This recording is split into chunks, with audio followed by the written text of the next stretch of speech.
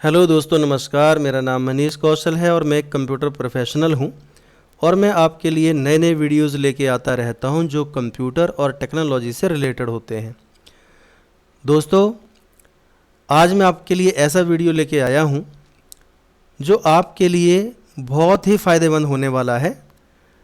जैसे कोई स्टूडेंट यदि कम्पिटिटिव एग्ज़ाम देता है तो उस कम्पिटिटिव एग्ज़ाम के लिए किस प्रकार के क्वेश्चन आते हैं। एक एग्ज़ाम होता है सीपीसीटी का। तो सीपीसीटी के बारे में कई वीडियोस मैंने दिए हुए हैं, लेकिन आज सीपीसीटी का जो कोर्स है, कंप्यूटर का कोर्स, वो किस प्रकार से आता है और उसमें किस प्रकार के क्वेश्चंस हो सकते हैं और उसका जो सिलेबस है वो किस प्रकार का सिलेबस है, और उसके अनुसार मैं आपके लिए ये वीडियो तैयार कर रहा हूँ। तो दोस्तों, यदि ये वीडियो पसंद आए तो इसे लाइक अवश्य करें, शेयर करें, ताकि सभी लोग इसका फ़ायदा उठा सकें। तो सबसे पहले देखिए, यहाँ पर सीपीसीटी का एक चैप्टर 1 है जिसके नोट्स मैंने आपके लिए तैयार किए हुए हैं, और इन नोट्स को आप ध्यान से देखेंगे। इसकी सॉफ्ट कॉपी, हार्ड कॉपी या वीडियो किसी भी प्रकार की आपको आवश्यकता हो तो आप जब वीडियो देखें तो उसके कमेंट बॉक्स में एक कमेंट छोड़ दें, ताकि हम और भी नए नए वीडियोस आपके लिए बनाते रहें। तो सॉफ्ट कॉपी चाहिए होगी आपको तो वो भी मिल जाएगी, और हार्ड कॉपी चाहिए होगी तो वो भी मिल जाएगी। तो ये आपको कमेंट में लिखना पड़ेगा कि आपको किस प्रकार की कॉपी इसमें चाहिए, और नहीं भी चाहिए होगी तो ऑनलाइन वीडियो देख करके आप उससे काफ़ी कुछ सीख सकते हैं। तो देखिए दोस्तों, सबसे पहले बताया गया है कंप्यूटर सिस्टम के बारे में। तो एक कंप्यूटर जो होता है उसमें बहुत सारे फिजिकल और लॉजिकल डिवाइसेस जो होते हैं वो लगे रहते हैं। कई प्रकार के इनपुट डिवाइस होते हैं, आउटपुट डिवाइस होते हैं, प्रोसेसिंग डिवाइस होते हैं। यदि ये डिवाइस कंप्यूटर के साथ ना जुड़े हों तो कंप्यूटर सिस्टम सही रूप से कार्य नहीं करेगा। तो इसमें कौन कौन से डिवाइसेस होते हैं और किस प्रकार से वो कार्य करते हैं, उनका क्या मीनिंग है उनको लगाने का, तो इसके बारे में विशेष चर्चा करेंगे। तो यहाँ पर ये जो आपको दिखाई दे रहा है, ये कंप्यूटर सिस्टम दिखाई दे रहा है। इस फिगर को थोड़ा ध्यान से देखिए। ये जो कंप्यूटर तैयार किया गया है, इसको यूज़र के कार्य जितने भी होते हैं उनको आसान बनाने के लिए तैयार किया है। तो सबसे पहले दोस्तों, हमें अपने कार्य आने चाहिए। यदि हमें अपने कार्य नहीं आते होंगे तो हम कंप्यूटर से भी किसी प्रकार का कार्य नहीं ले सकते हैं। जैसे नॉर्मली हम देखें कि हम लेटर पैड पे लेटर लिखते हैं, नोट पैड पे कोई छोटे मोटे नोट्स लिखते हैं, फिर उनको मेल करते हैं, या फिर एक्सेल सीट में जा कर के आप मैथमेटिकल कैलकुलेशन करते हैं। लेकिन आपको खुद मैथमेटिक की कैलकुलेशन नहीं आती होगी तो आप कंप्यूटर में भी उन फार्मूलाज वगैरह को उपयोग नहीं कर सकते हैं। क्यों? क्योंकि पहले हमें सीखना पड़ेगा, मैनुअल वर्क आना चाहिए। यदि मैनुअल वर्क नहीं आता है तो कंप्यूटर से आप किसी प्रकार का कोई काम नहीं ले सकते हैं। इसीलिए आपको कंप्यूटर सीखने की आवश्यकता पड़ती है, ताकि आप उसमें कार्य करना सीख जाएं। इस कंप्यूटर सिस्टम में देखिए, सबसे पहले ऊपर नंबर वाइज चलते हैं तो स्पीकर्स दिए हुए हैं। ये outer most part of the computer है, कंप्यूटर के बाहरी पार्ट, जिनको ऑक्सिलरी पार्ट भी बोलते हैं। इनको बाहर से अटैच किया जाता है, और एक कंप्यूटर के इंटरनल पार्ट्स होते हैं जैसे मदरबोर्ड, प्रोसेसर वगैरह हैं, तो वो कंप्यूटर के अंदर, कैबिनेट के अंदर ही उसको मदरबोर्ड पर अटैच कर दिया जाता है। तो यहाँ पर स्पीकर जो है वो कंप्यूटर से जो आवाज़ निकलती है उसको आउटपुट के रूप में हम सुन सकते हैं स्पीकर्स के द्वारा। लेकिन दोस्तों, इसके लिए कंप्यूटर सिस्टम में जो साउंड कार्ड डिवाइस है वो लगा होना बहुत ज़रूरी होता है, क्योंकि एक साउंड कार्ड जो है वो एनालॉग को डिजिटल और डिजिटल को एनालॉग में कन्वर्ट करने का काम करता है। जैसे हमारी जो आवाज़ होती है वो एक वेव फॉर्मेट में होती है, और कंप्यूटर जो डेटा स्टोर करता है वो डिजिटल फॉर्मेट में करता है। तो इसके बीच में एक कन्वर्टर की आवश्यकता होगी, और ये कन्वर्टर जो है वो आपका साउंड कार्ड होता है। तो स्पीकर के द्वारा हम आवाज सुन सकते हैं। अगला जो टॉपिक दिया है यहां पर हार्डवेयर पार्ट है, वो है मॉनिटर। और मॉनिटर का काम क्या होता है? कंप्यूटर के द्वारा जो आउटपुट प्रोड्यूस किया गया है उस आउटपुट को शो करना, ताकि यूजर आसानी से समझ सके कि कंप्यूटर किस प्रकार की प्रोसेसिंग कर रहा है। तो मॉनिटर कई प्रकार के आते हैं मार्केट में, कई साइजेस में उपलब्ध हैं और इनके प्राइजेस भी अलग अलग होते हैं। तो जो मॉनिटर आपके सिस्टम में चाहिए वो आप मार्केट से परचेज कर सकते हैं। यदि कंप्यूटर में जैसे सर्वर बहुत सारे होते हैं, उनमें कई बार मॉनिटर की आवश्यकता होती नहीं है, तो बिना मॉनिटर के भी वो कार्य करते हैं। ये मॉनिटर केवल हमारे लिए होता है, यूज़र के लिए होता है, ताकि हम देख सकें कि हम इनपुट किस प्रकार का प्रोवाइड कर रहे हैं या कंप्यूटर जो प्रोड्यूस कर रहा है आउटपुट वो किस प्रकार का है। इन चीज़ों को देखने के लिए इस मॉनिटर का उपयोग जो है वो बहुत ही ज़रूरी है। आगे CD और DVD ड्राइव, ये ड्राइव लगी होती है कंप्यूटर में। जैसे आपके पास CD है, गानों की CD है, सॉफ्टवेयर की CD है या DVD है, तो उसको कैसे चलाएंगे आप? तो इसको चलाने के लिए एक ड्राइव चाहिए होती है। और ये ड्राइव कई प्रकार की होती है। एक CD ड्राइव होती है, DVD ड्राइव होती है, या दोनों के लिए काम करने वाली ड्राइव होती है। CD राइटर होता है एक, ताकि उसमें आप CD में किसी प्रकार के सॉफ्टवेयर ट्रांसफ़र कर सकें, कॉपी कर सकें। तो उसके लिए जो होता है वो DVD राइटर भी उपलब्ध है, क्योंकि इनके द्वारा हम जितने भी सॉफ्टवेयर्स होते हैं या सॉन्ग्स होते हैं या ग्राफिक्स होती हैं उनको हम एक दूसरे से डिस्ट्रीब्यूट कर सकते हैं। आगे दोस्तों सिस्टम यूनिट बताई गई है। सिस्टम यूनिट के अंदर बहुत सारे कंपोनेंट्स आते हैं, जैसे आपका CPU, memory, power supply, disk drives और जितने भी दूसरे हार्डवेयर होते हैं वो सारे हार्डवेयर्स को मिला करके एक सिस्टम यूनिट बनती है, और जिसे हम यहाँ पर कंप्यूटर सिस्टम बोलते हैं। तो ये सिस्टम यूनिट बहुत इम्पॉर्टेंट है, इसी के द्वारा पूरी प्रोसेसिंग होती है और कंप्यूटर के एक स्थान से दूसरे स्थान तक जो डेटा ट्रांसफ़र किया जाता है वो सारा का सारा सिस्टम यूनिट के द्वारा किया जाता है। कंप्यूटर के अंदर यूज़र जितने भी कार्य करता है, जो फाइलें सेव करता है, जिन सॉफ्टवेयर्स में काम करता है, ये सारे के सारे सॉफ्ट कॉपी होते हैं। लेकिन यदि हमें इसकी हार्ड कॉपी चाहिए, प्रिंटर उसके लिए यूज़ किया जाता है और पेपर पर प्रिंटिंग कर सकते हैं इसके द्वारा। और ये प्रिंटर भी मार्केट में कई प्रकार के हैं, इम्पैक्ट, नॉन इम्पैक्ट प्रिंटर हैं, लेज़र हैं, इंकजेट प्रिंटर हैं।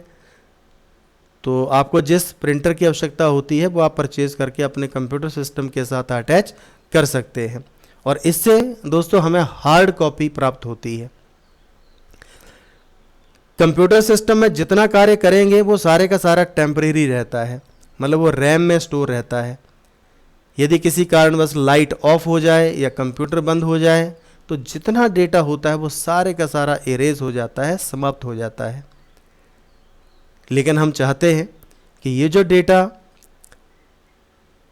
इसमें स्टोर है इसको हम परमानेंट स्टोर करें। परमानेंट स्टोर करने का मतलब कि भविष्य में कभी भी हम इसको ओपन करके देख पाएँ। तो उसके लिए दोस्तों एक हार्ड ड्राइव रहती है इसमें कंप्यूटर में, जो मार्केट में अलग अलग प्रकार की उपलब्ध होती है। आप अपने सिस्टम में 500 GB या 1 टेराबाइट तक रेंज की जो हार्ड डिस्क है वो आप लगा सकते हैं, उसमें ज़्यादा से ज़्यादा डेटा स्टोर कर सकते हैं। कंप्यूटर में यदि हार्ड डिस्क नहीं है तो हम ज़्यादा डेटा उसमें स्टोर नहीं कर सकते हैं। और जो ऑपरेटिंग सिस्टम है जैसे DOS, Windows, Linux, Minix, Unix, है ना, तो ये ऑपरेटिंग सिस्टम भी हार्ड डिस्क में ही स्टोर होता है, उसके बूट सेक्टर में।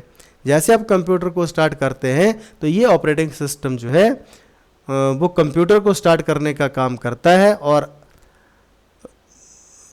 यूज़र की हर प्रकार की कमांड को एक्सेप्ट करने के लिए तैयार हो जाता है। तो इसका जो ऑपरेटिंग सिस्टम है वो भी हार्ड डिस्क में रहता है, और हम जितनी फाइलें सेव करते हैं उनको भी भविष्य में कभी भी यूज़ कर पाएँ, इसके लिए ये हार्ड डिस्क या कोई भी डिवाइस जैसे hard disk, pen drive, floppy disk होती है, तो ये आगे मैं आपको एक्सप्लेन करूँगा, तो उनका उपयोग जो है वो किया जाता है। इसी तरह से यदि कंप्यूटर सिस्टम के साथ आपको अपना मोबाइल कार्ड, उसमें मेमोरी कार्ड या फिर पेन ड्राइव लगानी हो, तो इसे हम फ्लैश मेमोरी के नाम से जानते हैं। तो कंप्यूटर इसको भी मैनेज करने की फैसिलिटी प्रोवाइड करता है। जैसे आप पेन ड्राइव लगाते हैं तो उसकी ड्राइव बन करके आ जाती है, अपना मोबाइल कंप्यूटर के साथ अटैच करते हैं तो उसमें जो मेमोरी है, मेमोरी कार्ड है, उसकी भी ड्राइव बन के आ जाती है। एक अलग से भी मेमोरी कार्ड आपके पास आता है, उसको में आप मेमोरी चिप डाल करके उसको एक पेन ड्राइव के रूप में यूज़ कर सकते हैं। तो ये एक्स्ट्रा जितने भी ड्राइव्स हैं इनको फ्लैश मेमोरी या फ्लैश ड्राइव के नाम से जानते हैं। सबसे पहले यहाँ पर एक फ्लॉपी डिस्क आती थी। तो फ्लॉपी डिस्क आपकी दो प्रकार की होती है, एक आपकी 1.22 MB जिसकी कैपेसिटी है और उसका 5/4 इंच साइज होता है, और दूसरी जो फ्लॉपी है वो 1.44 MB है और उसका साइज 3.5 इंच होता है, 3.5 इंच की फ्लॉपी है। आजकल सिस्टम में फ्लॉपी का कोई काम रहा नहीं है, क्योंकि इनकी कैपेसिटी जो होती है, स्टोरेज कैपेसिटी, वो बहुत कम होती है। तो अब सिस्टम जो नए आ रहे हैं उनमें फ्लॉपी ड्राइव को रिमूव ही कर दिया गया है, क्योंकि आपका एक जो कैमरे से अच्छी रेजोल्यूशन वाला जो कैमरा है उससे यदि आप फ़ोटो खींचते हैं तो 1 MB या 1.5 MB या 2 MB तक की तो आपकी फ़ोटो ही हो जाती है, तो वो फ्लॉपी ड्राइव में नहीं आती है। तो यदि आपको ज़्यादा डेटा स्टोर करने की आवश्यकता है तो आपको फ्लैश ड्राइव का यूज़ करना पड़ेगा या फिर हार्ड डिस्क का यूज़ करना पड़ेगा, जहाँ पर आप ज़्यादा से ज़्यादा डेटा स्टोर कर पाएँ। ये फ्लॉपी ड्राइव आसानी से रिमूव की जा सकती थी कि एक सिस्टम से दूसरे सिस्टम में आसानी से ट्रांसफरेबल थी, लेकिन कैपेसिटी उसकी बहुत कम है, इसलिए उसको नए सिस्टम से हटा दिया गया है। और आज की डेट में पेन ड्राइव आपके पास उपलब्ध है, तो उस पेन ड्राइव का यूज़ करके आप डेटा को एक स्थान से दूसरे स्थान तक ट्रांसफ़र कर सकते हैं। कंप्यूटर सिस्टम के साथ एक माउस अटैच होता है जिसे हम लोग पॉइंटिंग डिवाइस बोलते हैं, और ये ग्राफिक्स के लिए बहुत ही इम्पोर्टेंट होता है। जब से विंडोज़ आई है, जब से माउस का उपयोग होने लगा है, और ये माउस भी कई प्रकार के उपलब्ध हैं, कोई ऑप्टिकल हैं, कोई मैकेनिकल हैं। तो आजकल तो सारे के सारे ऑप्टिकल माउस आपके पास उपलब्ध होते हैं, और इसके द्वारा हम किसी भी मेन्यू सिस्टम को ओपन कर सकते हैं, किसी भी ग्राफिक को पॉइंट कर सकते हैं या ड्रॉ कर सकते हैं। तो ये ग्राफिकल यूज़र इंटरफेस में, GUI इंटरफेस में बहुत ही अच्छे से इसमें कार्य करने में सक्षम होता है। दोस्तों, जिस प्रकार से CD या DVD ड्राइव आती है, ड्राइव का मतलब होता है उसको यूज़ करने वाला मैकेनिज़्म, उसी तरह से CD और DVD डिस्क भी आती हैं। CD की जो कैपेसिटी है वो 700 MB है, और DVD की जो कैपेसिटी है वो 4.8 GB से शुरू हो जाती है सिंगल साइड, और डबल साइड में उससे भी ज़्यादा।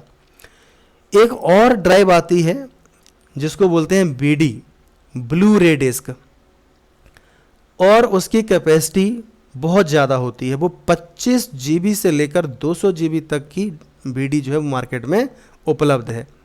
जो फिल्म इंडस्ट्रीज़ होते हैं, फिल्म स्टूडियोज़ होते हैं, वो CD या DVD का यूज़ नहीं करते हैं, वो सीधा का सीधा BD का यूज़ करते हैं, क्योंकि उनको ज़्यादा डेटा को प्रोसेस करने की आवश्यकता होती है। यदि कंप्यूटर सिस्टम है तो कीबोर्ड भी होगा उसके साथ, क्योंकि हम बिना कीबोर्ड के उसमें किसी भी प्रकार का कोई इनपुट नहीं दे सकते हैं। तो ये जो कीबोर्ड है, इस पर जितनी कीज़ होती हैं दोस्तों, सबसे पहले उन कीज़ के आपको नाम याद होने चाहिए। क्या आपको उनके नाम आते हैं? ऊपर से नीचे तक सारे कीज़ को देखिए आप। यदि नाम आते हैं तो अच्छी बात है, और नहीं आते हैं तो आप कमेंट बॉक्स में लिख सकते हैं, या मेरे अलग से वीडियो भी हैं, वहाँ से आप उनको देखें।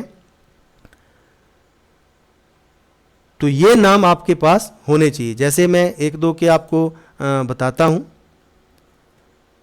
यहाँ पर देखिए, मैं फ़ॉन्ट थोड़े बड़े कर लेता हूँ ताकि आपको आसानी से दिखाई दें। तो कीवर्ड पर ध्यान रखिएगा कि जितनी भी कीज़ होती हैं वो नाम आपको यदि नहीं आते हैं, कोई भी आपसे पूछ सकता है कि इसका नाम बताइए। जैसे ये नाम है, ये की है, सिंबल है, इसका क्या नाम है? इसको बोलते हैं टिल्ड। एक नीचे वाला सिंबल है उसी के नीचे, इसको बोलते हैं एसेंट। या ऐसे सिंबल आपके पास हैं जैसे स्टार है नॉर्मली, तो इसको बोलते हैं हम लोग एस्ट्रेस्क। तो इसका मैं अलग से वीडियो बना हुआ है मेरा, या जिसको सिंबल की आवश्यकता पड़ती है कि ये सिंबल मुझे नहीं आता है तो वह कमेंट बॉक्स में लिख सकते हैं, तो उसमें मैं आपको बता सकता हूँ। तो कीबोर्ड के बिना किसी भी प्रकार का इनपुट जो है वो संभव नहीं है। दूसरे तरीके बहुत सारे हैं, सिस्टम का कीबोर्ड हम यूज़ कर सकते हैं, लेकिन स्पीड बहुत स्लो हो जाती है। यदि आपको टाइपिंग स्पीड चाहिए तो आपको एक कीबोर्ड की आवश्यकता पड़ेगी। फ्लॉपी ड्राइव की तरह फ्लॉपी डिस्क होती है जिसमें डेटा को स्टोर करते हैं। यदि डिस्क है तो उसकी ड्राइव भी होगी, तो आजकल सिस्टम में ये नहीं आती है। दूसरा, यदि सिस्टम में आपको आवाज़ स्टोर करनी है तो उस सिस्टम में साउंड कार्ड का यूज़ होना बहुत आवश्यक है। यदि साउंड कार्ड लगा होगा तो उस साउंड कार्ड में हम स्पीकर भी लगा सकते हैं और माइक्रोफोन भी लगा सकते हैं। तो हम जो आवाज़ अपनी इनपुट करते हैं वो किससे करते हैं? माइक्रोफोन के द्वारा। तो ये सारे के सारे पार्ट्स को मिला करके आपका कंप्यूटर सिस्टम तैयार होता है, और बहुत सारे एक्सटर्नल डिवाइसेस हैं जिनको हम कंप्यूटर के साथ अटैच कर सकते हैं। तो ये डिवाइसेस इनपुट आउटपुट डिवाइसेस कहलाते हैं। तो मैंने आपसे पहले भी कहा कि कुछ बाहर से हम लगा सकते हैं, कुछ इंटरनल पार्ट होते हैं। अगला टॉपिक दोस्तों, कंप्यूटर हार्डवेयर, जो मैंने अभी आपको बता दिया कि हार्डवेयर का मतलब कि कंप्यूटर के साथ चाहे इंटरनल पार्ट हो चाहे एक्सटर्नल पार्ट हो, जितने भी पार्ट हम अटैच करते हैं फिजिकल, तो उनको सभी को हम क्या कहते हैं? हार्डवेयर्स। जैसे कंप्यूटर की कैबिनेट है, monitor, keyboard, mouse, hard disk, है ना, मदरबोर्ड, वीडियो कार्ड, या और भी जितने आप अटैच करना चाहते हैं वो सारे के सारे हार्डवेयर कहलाते हैं। दोस्तों, जब से कंप्यूटर स्टार्ट हुआ है तो ये कोई एक दिन का काम नहीं है कि आप हमने सोचा और कल कंप्यूटर आ गया। ये जो खोज करता है उनकी कई सालों की मेहनत है, सदियां लग गई कंप्यूटर बनाने में। तो ये जो आप तक सही रूप से कंप्यूटर पहुंच पाया है, जिसमें आप काम करने लगे हैं, उस कंप्यूटर को कई जनरेशन्स में बांटा गया है। तो पहली जनरेशन जो है वो 1940 से लेकर के 1956 तक मानी गई है, जिसको first generation of the computer कहते हैं। इसमें मेमोरी के लिए वैक्यूम ट्यूब्स का यूज़ किया गया, लेकिन ये ट्यूब्स काफ़ी बड़ी थी, इनका जो सर्किट था वो काफ़ी बड़ा था, इसलिए कंप्यूटर को बनाने के लिए जो स्पेस लगा वो भी बहुत ज़्यादा लगा, काफ़ी बड़ा कंप्यूटर बना। और इस बड़े कंप्यूटर के कारण उसमें पावर कंजप्शन भी ज़्यादा हुआ, इसलिए उसमें प्रत्येक पार्ट तक बिजली पहुंचाने के लिए बहुत ज़्यादा बिजली की खपत होती थी।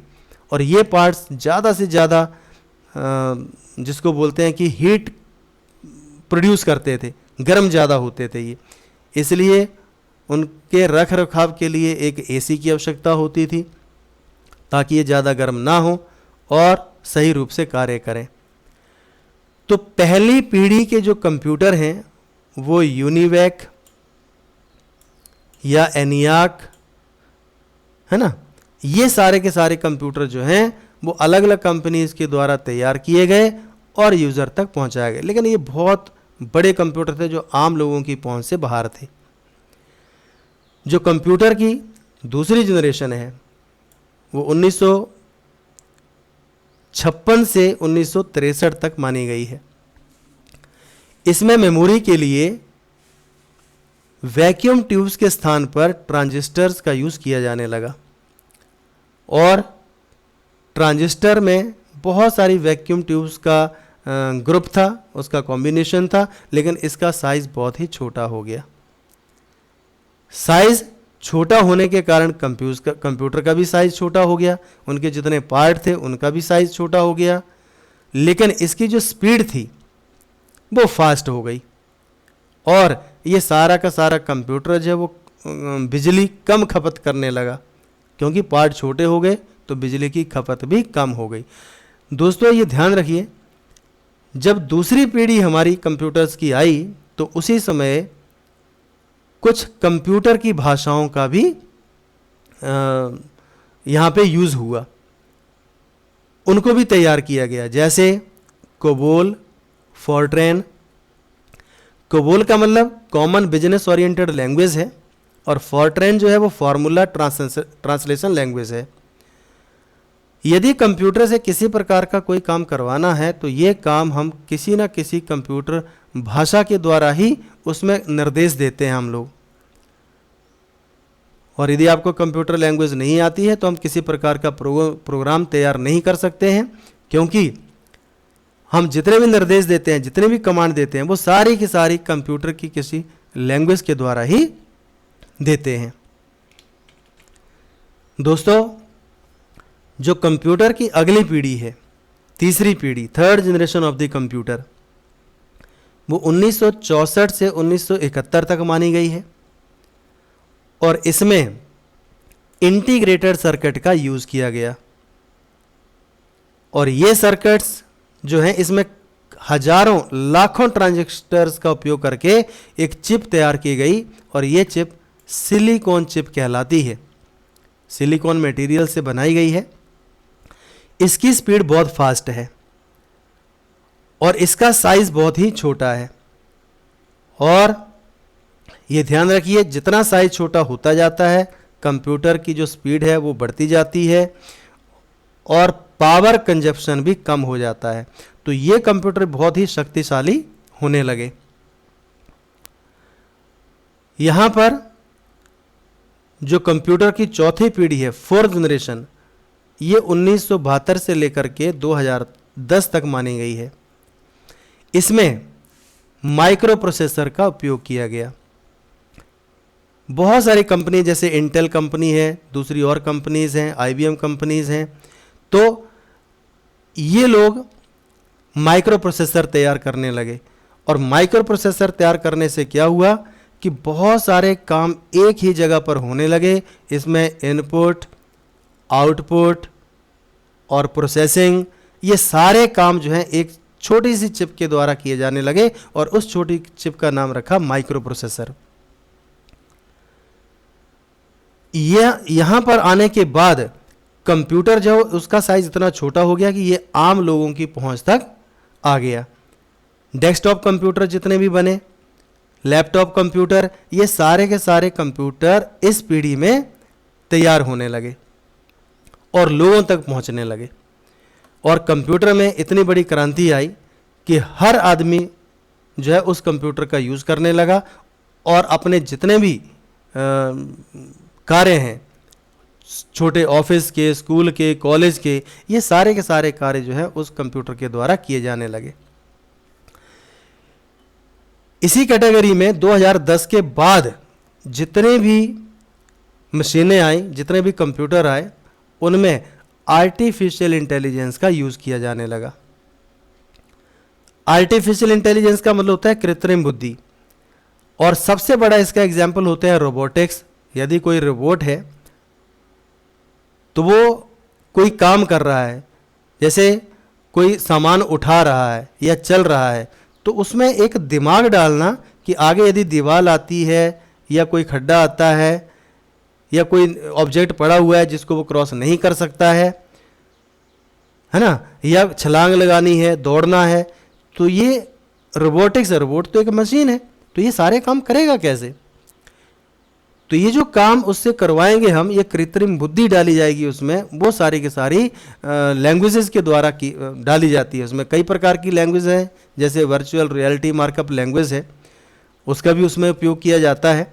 तो ये जो कृत्रिम बुद्धि डाली जा रही है और नई नई मशीनें तैयार की जा रही हैं, तो ये जो नई मशीनों की पीढ़ी है उसको 2010 के बाद जो है रखा गया है। तो ये 5वीं पीढ़ी आपकी यहाँ पर कहलाती है। तो इस प्रकार से दोस्तों इन 5 जनरेशन्स में कंप्यूटर को बांटा गया है और उसकी जो कार्य करने की क्षमता है शुरू से लेकर के अभी तक, उसमें बहुत ही चेंजेस आए हैं, तभी ये आपकी पहुंच तक आ सका है। आगे कंप्यूटर्स के टाइप भी बांटे गए हैं। एक कंप्यूटर यदि देखा जाए तो कंप्यूटर में एक सीपीयू होता है, उसमें अपनी मेमोरी होती है और स्टोर करने के लिए प्राइमरी सेकेंडरी मेमोरी रहती है, इनपुट डिवाइसेस रहते हैं, आउटपुट डिवाइसेस रहते हैं। तो इन सारी चीज़ों को मिला करके एक सर्किट तैयार किया जाता है और उसे हम कंप्यूटर सिस्टम कहते हैं। इस कंप्यूटर को यदि देखा जाए तो आकार और उसकी पावर, उसकी कार्य करने की क्षमता के आधार पर कई पार्ट्स में डिवाइड किया गया है, कई कैटेगरीज में डिवाइड किया गया है। इसमें सबसे पहले सुपर कंप्यूटर और मेन फ्रेम कंप्यूटर आते हैं। सुपर कंप्यूटर बहुत ही शक्तिशाली कंप्यूटर हैं, बहुत बड़े कंप्यूटर होते हैं और उनको विशेष कार्य को करने के लिए उपयोग में लाया जाता है। जितनी भी साइंटिफिक कैलकुलेशन होती है, स्पेस रिसर्च होती है, मैथमेटिकल कैलकुलेशंस होती हैं, जितने वैज्ञानिक होते हैं, वो सारे के सारे इस सुपर कंप्यूटर का यूज़ करते हैं। यदि हम किसी ऑफिस में बहुत सारे कंप्यूटर को जोड़ना चाहते हैं तो वहाँ पर एक सर्वर की आवश्यकता होती है और मेन फ्रेम कंप्यूटर जो है वो सर्वर का कार्य करते हैं। इसके द्वारा हम सैकड़ों कंप्यूटर्स को एक दूसरे के साथ जोड़ सकते हैं, उनकी प्रोसेसिंग कर सकते हैं और उनको प्रोसेसिंग के आधार पर, उनके रिक्वेस्ट के आधार पर रिस्पांस प्रोवाइड कर सकते हैं। तो जितने बड़ी कंपनीज हैं वो अपने सर्वर के लिए एक मेन फ्रेम कंप्यूटर का यूज़ करती हैं। इसके बाद मिनी कंप्यूटर आते हैं, मेन फ्रेम से थोड़े छोटे होते हैं, लेकिन बहुत सारे यूज़र्स को, जैसे एक छोटा ऑफिस है, उस ऑफिस में मिनी कंप्यूटर जो वो भी एक सर्वर के तौर पर यूज़ किया जा सकता है और 200 से भी अधिक कंप्यूटर्स को अटैच करके उनको सर्विस से दे सकता है। तो मिनी कंप्यूटर भी एक सर्वर के रूप में यूज़ किया जाता है। यदि सर्वर लगा हुआ है तो वर्क स्टेशन भी होंगे। वर्क स्टेशन मतलब जहाँ पर 200 या 200 से अधिक जो यूज़र काम करेंगे उनके पास भी अपना कंप्यूटर होगा और उस कंप्यूटर को सर्वर से जोड़ेंगे तो वो जिस कंप्यूटर पर काम कर रहे होंगे उसे एक वर्क स्टेशन नाम दिया गया है। तो कंप्यूटर ही, लेकिन उसे एक वर्क स्टेशन नाम दिया गया है। तो जब हम सर्वर तैयार करते हैं या वर्क स्टेशन तैयार करते हैं तो उसमें भी एक ऑपरेटिंग सिस्टम की आवश्यकता होती है और वो ऑपरेटिंग सिस्टम आपका यूनिक्स या विंडोज़ एनटी या विंडोज़ सर्वर या लाइनक्स ये हो सकता है, क्योंकि ऑपरेटिंग सिस्टम जो है वही डिसाइड करता है कि सर्वर किसको बनना है और वर्क स्टेशन किसको बनना है। तो यूज़र ये अपनी आवश्यकता अनुसार सेट कर सकता है। अगला जो उसका टाइप है वो पर्सनल कंप्यूटर है। जैसे मैंने ऊपर बताया ही है आपको कि पर्सनल कंप्यूटर ऐसा कंप्यूटर है जिसको यूज़र एक अपने डेस्कटॉप पर रख सकता है, अपने टेबल पर रख सकता है और उसमें कई प्रकार के कार्य कर सकता है,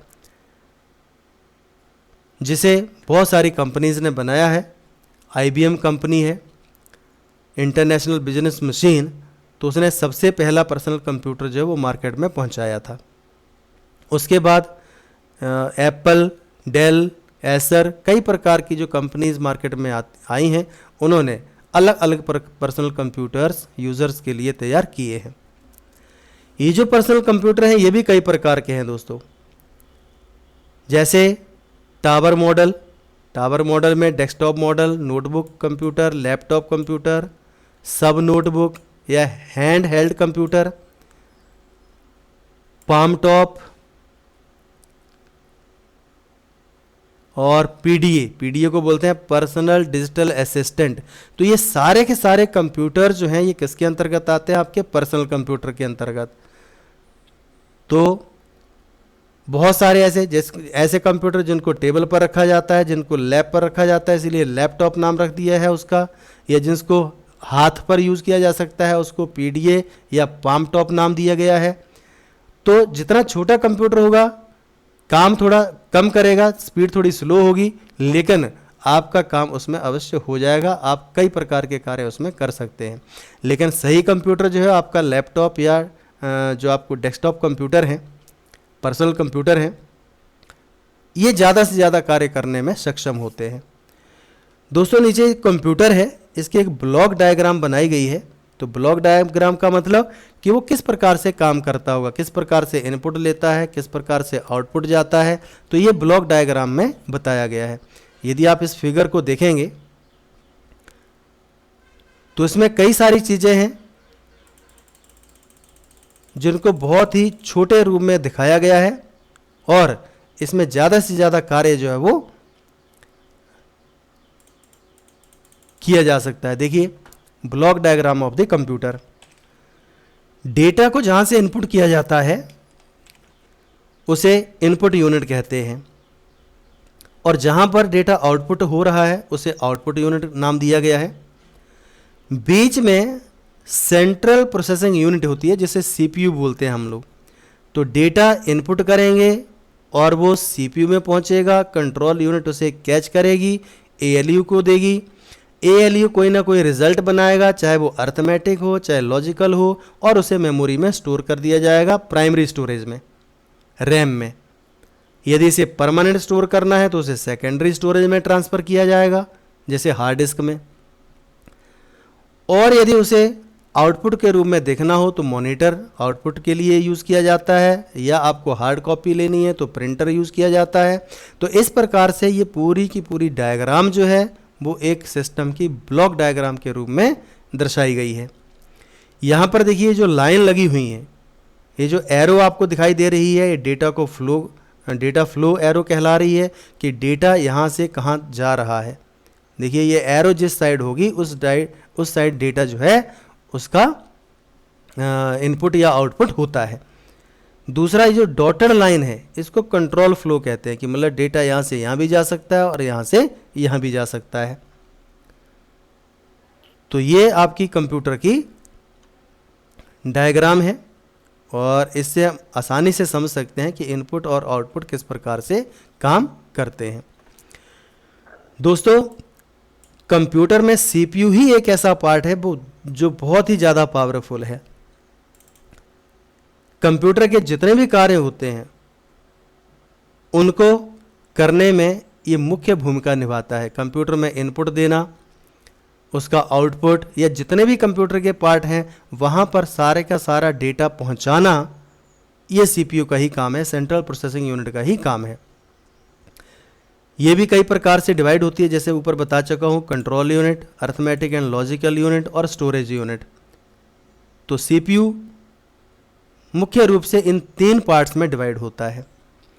यदि डेटा आपको डिस्प्ले करना है, जो इन्फॉर्मेशन है वो किस प्रकार की है, उसको देखने के लिए आपके पास मॉनिटर की आवश्यकता होती है। और सबसे पहले CRT मॉनिटर आते थे आपके पास, जिसको कैथोड रे ट्यूब कहते हैं। जैसे आपका एक टीवी होता है और टीवी में पिक्चर ट्यूब का यूज़ किया जाता है, उसी तरह से कंप्यूटर का जो मॉनिटर है वो पहले जो बड़ा मॉनिटर आता था उसमें CRT का यूज़ होता था। बाद में कई कंप्यूटर आए, LED, LCD, liquid crystal display, है ना, या लाइट एमिटिंग डायोड, प्लाज्मा, ये कई प्रकार के मॉनिटर आपके पास आए हैं। तो मॉनिटर के भी बहुत सारे प्रकार उपलब्ध हैं, कई साइजेस में आते हैं, तो ये मार्केट से आप परचेज कर सकते हैं। जब भी आप कोई मॉनिटर लेते हैं तो उसकी रेजोल्यूशन की बहुत इंपॉर्टेंस होती है। रेजोल्यूशन का मतलब होता है कि जो पिक्सल स्क्रीन पर दिखाई देते हैं। दोस्तों ध्यान दीजिएगा, आप जो कुछ भी कंप्यूटर पर काम करते हैं, मॉनिटर पर जो चीज़ डिस्प्ले होती है, चाहे वो कैरेक्टर हो चाहे ग्राफिक्स हो, वो एक पिक्सल के रूप में पिक्सल के कॉम्बिनेशन से बनते हैं। तो पिक्सल का मतलब एक सिंगल डॉट जो होती है स्क्रीन पर, वो एक पिक्सल कहलाती है। और इन डॉट डॉट को मिला करके एक बड़े ग्राफिक्स या बड़ा ऑब्जेक्ट तैयार किया जाता है। डॉट्स के बीच में जो दूरी होती है, दो डॉट्स के बीच में, उसको डॉट पिच बोला गया है। और इनकी जितनी संख्या होगी उसे रेजोल्यूशन कहा गया है। तो ये रेजोल्यूशन जितनी ज़्यादा अच्छी होगी, पिक्चर की क्वालिटी उतनी अच्छी आएगी, मॉनिटर उतने अच्छे तरीके से उस पिक्चर को या आपके द्वारा जो डेटा इनपुट किया गया है उसको अच्छे तरीके से आउटपुट के रूप में।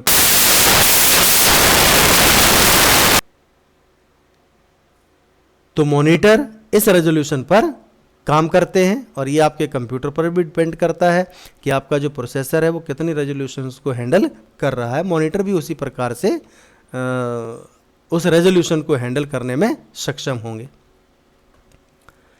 आजकल जितने डिवाइसेस आते हैं वो सारे के सारे डिवाइसेस यूएसबी होते हैं। यूएसबी का फुल फॉर्म होता है यूनिवर्सल सीरियल बस। आप चाहे कीबोर्ड यूज़ करें, माउस यूज़ करें, पेन ड्राइव यूज़ करें, मोबाइल यूज़ करें, कैमरा यूज़ करें, स्कैनर यूज़ करें, जितने भी डिवाइसेस आ रहे हैं आजकल वो सारे के सारे यूएसबी बेस्ड हैं।